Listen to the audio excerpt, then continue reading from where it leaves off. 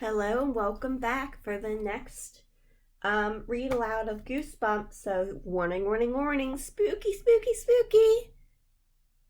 Okay, so yesterday we read chapters 5 and 6, and we learned that the drama teacher did not disappear. She just accidentally tripped the trap door, which sent her down below the stage.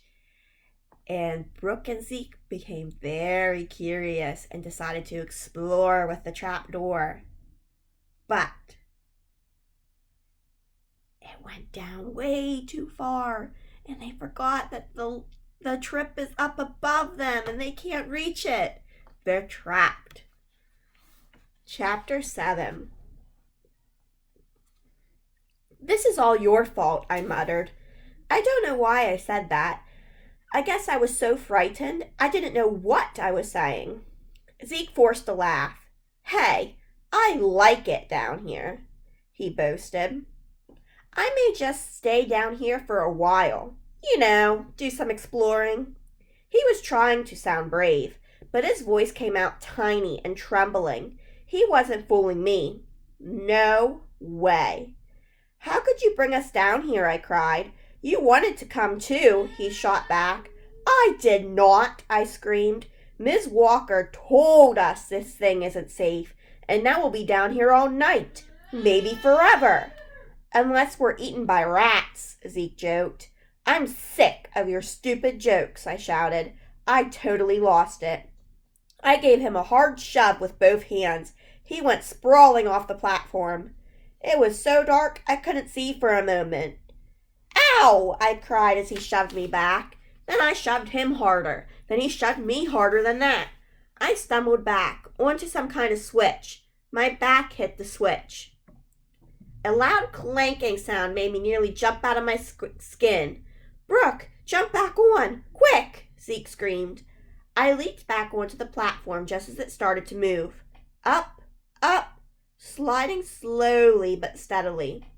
The square of light above our heads grew larger and brighter as we rose back up to the auditorium. "Hey," I cried out as the platform stopped with a jolt. "Way to go, Brookie," Zeke yelled happily. He slapped me on the back. "Don't celebrate yet," I told him. We still weren't back on the stage. The platform had stopped just about 5 feet down from the top, just where it had been for Ms. Walker. I guess that the only way to raise it all the way was to step on the peg on stage. "Give me a boost up," Zeke urged eagerly. I cut my hands together. He lowered a sneaker into my hands. "Wait," he cried, stepping back down. "Whoa! What if the Phantom is up there waiting for us? Maybe you should go first." "Ha ha, very funny," I said, rolling my eyes. "Remind me to laugh later." Okay, I'll go first," he muttered. He put his sneaker into my cupped hands, reached up to the stage floor, and I gave him a boost. I watched him scramble onto the stage. He disappeared from view. I waited for him to reach down for me. A whole minute went by. "Zeke," the word came out tiny and weak. I waited some more, listening hard. I couldn't hear him up there. Where was he? "Zeke, where are you?" I called up. "Come on, raise the platform or give me a hand," I called up. "I can't make it by myself." Another minute passed. It seemed like an hour. I suddenly realized what Zeke was trying to do.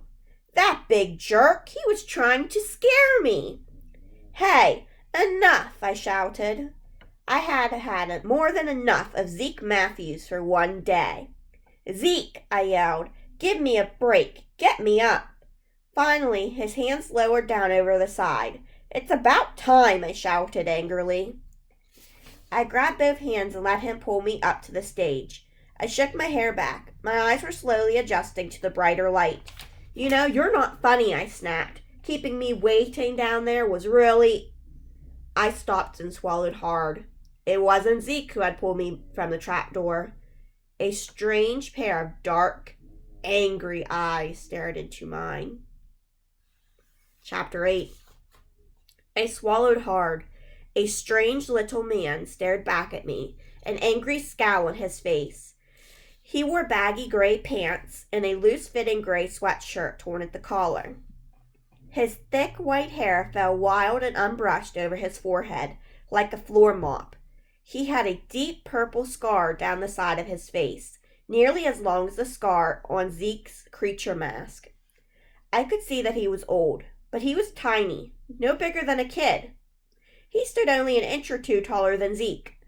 As he squinted at me with his strange gray eyes, his face twisted into an ugly frown. He looks like a phantom! The frightening thought flashed through my mind. Who are you? I stammered. I'm Emil, the night janitor, the man rasped. Where's my friend Zeke? I demanded in a shrill, frightened voice. Brooke, I'm over here, Zeke called out from behind me. I whirled around. Zeke stood on the other side of the trapdoor. He had his hands shoved deep into his jeans pockets. He was biting his lower lip. Zeke, I cried. What's going on? Why? The school is closed, the janitor growled. He had a hoarse voice like sandpaper. What are you two doing in here? Zeke and I exchanged glances. Zeke took a step forward. We, stayed for play rehearsal, he told the man. That's right, I chimed in. We had a late rehearsal.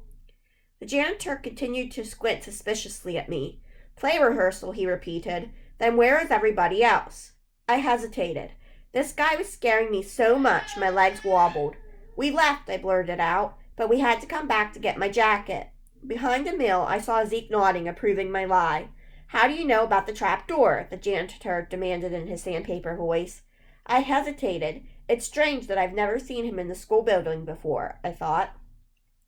Miss Walker, our teacher, showed it to us, Zeke said softly. I could see that he was as scared as I was. The man leaned closer to me, squinting so that one side of his face was completely twisted up.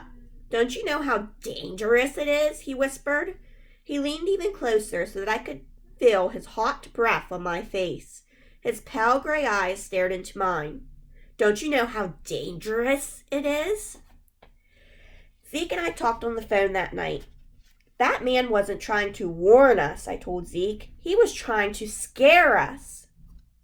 Well, he didn't scare me at all, Zeke boasted. I'm sorry if he got you upset, Brookie. Oh, wow, I thought. Sometimes Zeke is such a phony. If you weren't scared, how come you were shaking all the way home? I demanded. I wasn't shaking. I was just exercising, Zeke joked. You know, working out the calf muscles. Give me a break, I moaned. How come we've never seen that janitor before?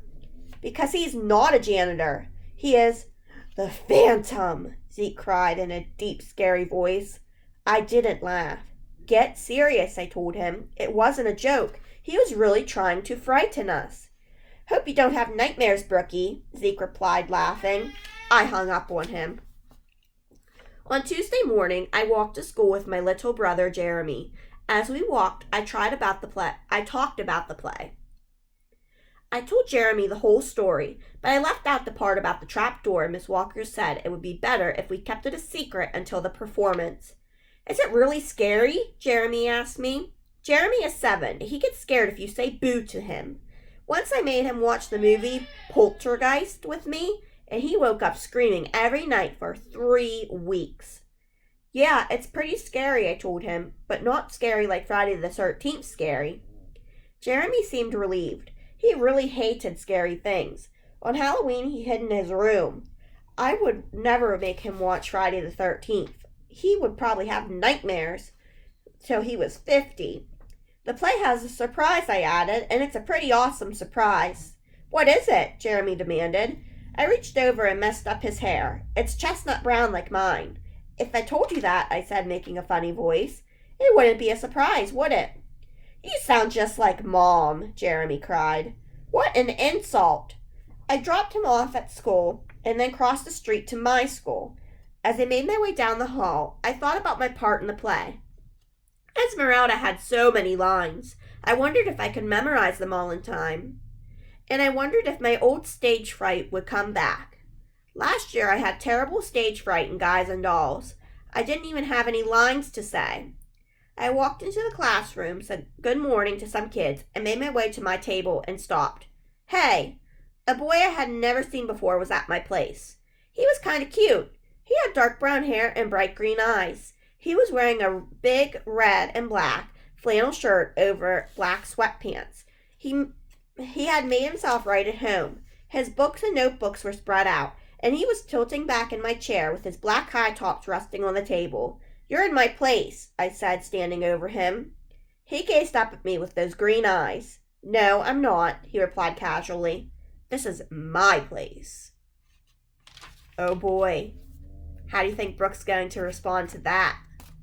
Stay tuned tomorrow. Stay groovy.